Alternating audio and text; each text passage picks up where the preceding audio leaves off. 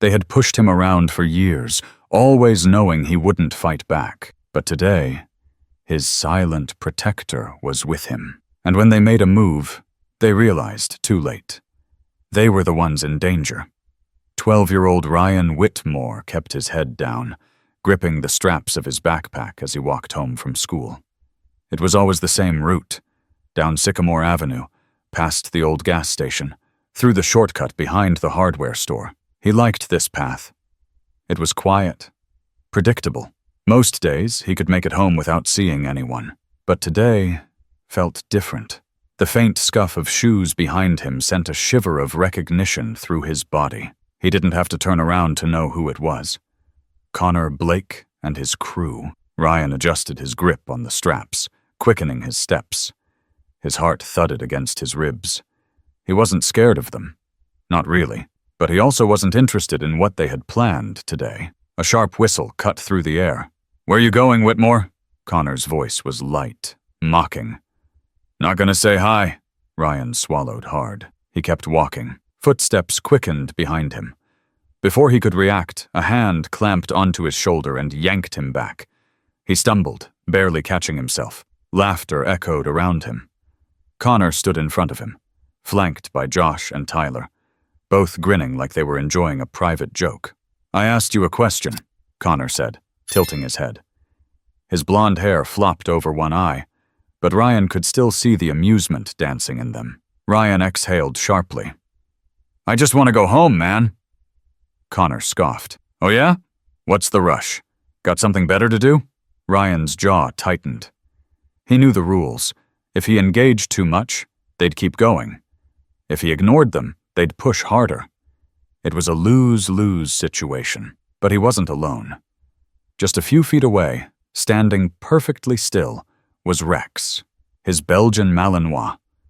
The dog had been walking beside him the entire time, silent and observant. He didn't bark, didn't growl, but his ears were up, his dark eyes locked onto Connor. "Yo, what's with the mutt?" Josh asked, frowning. Ryan didn't answer. He didn't have to. Rex's gaze never wavered. His posture was relaxed, but Ryan could feel the tension beneath his fur. The dog was waiting, calculating. Connor smirked. "Looks kinda skinny. That thing even bite?" Ryan set his jaw. They had no idea, but the air around them shifted as Connor reached for Ryan's backpack. Rex's stance changed in an instant. His weight shifted forward, muscles coiled, and then, for the first time, he made a sound. A low, deep growl. It wasn't loud, but it cut through the laughter like a knife. Josh took an unconscious step back. Tyler's grin faltered. Connor, though? Connor wasn't convinced.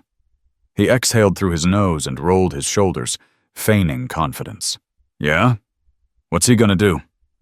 But something in his voice wavered. Ryan's fingers curled into his backpack straps, his knuckles white. He could feel the shift in the air. Something unspoken. Electric. Rex hadn't moved beyond that single, measured growl, but his presence had already altered the balance. Connor glanced at his friends. Josh forced a chuckle, though it sounded thinner than before. "Dude, it's just a dog.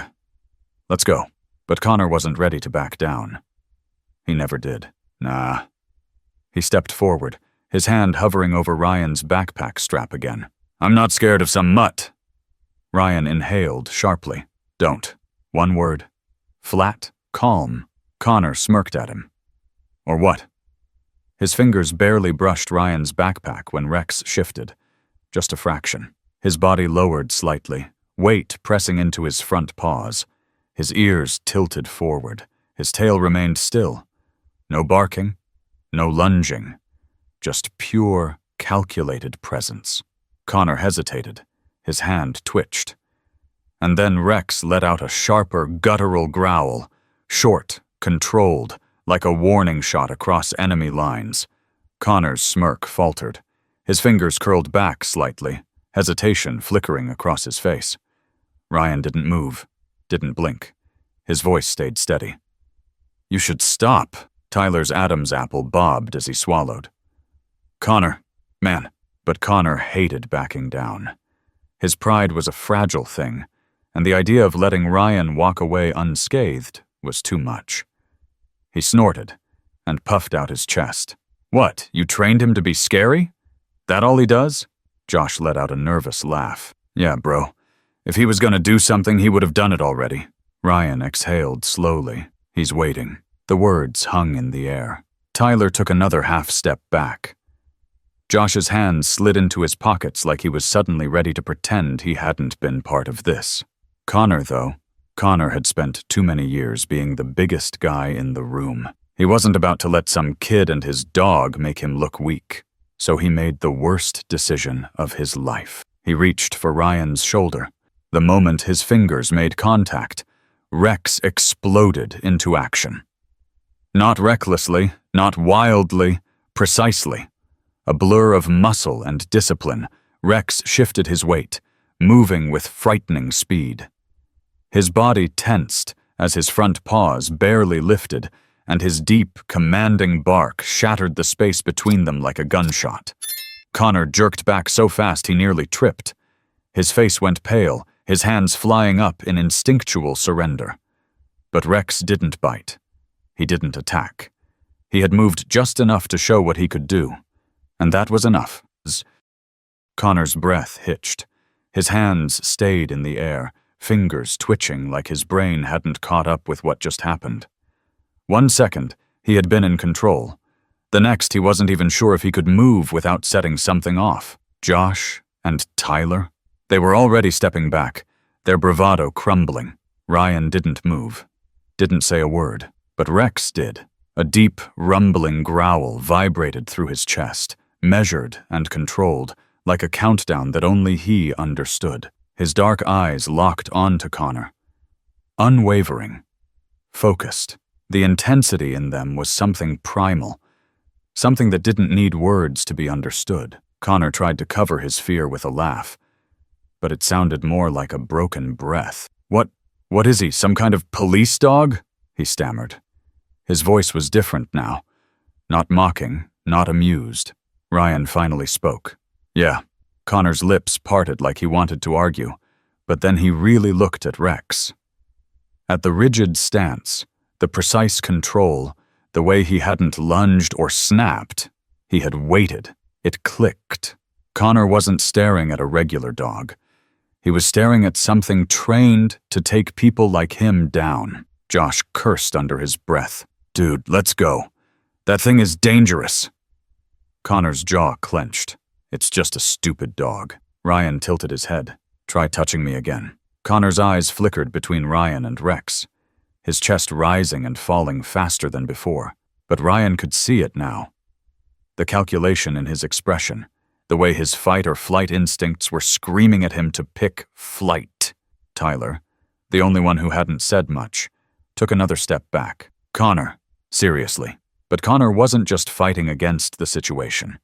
He was fighting against his own ego. He clenched his fists, his shoulders rising like he wanted to pretend none of this mattered, like he still had the upper hand. Yeah? He shot back, voice cracking just enough for Ryan to hear. You think I'm scared of a dog? Ryan let the silence stretch between them. Then he took one small, deliberate step closer. He wasn't sure why he did it. Maybe because he knew Rex had his back.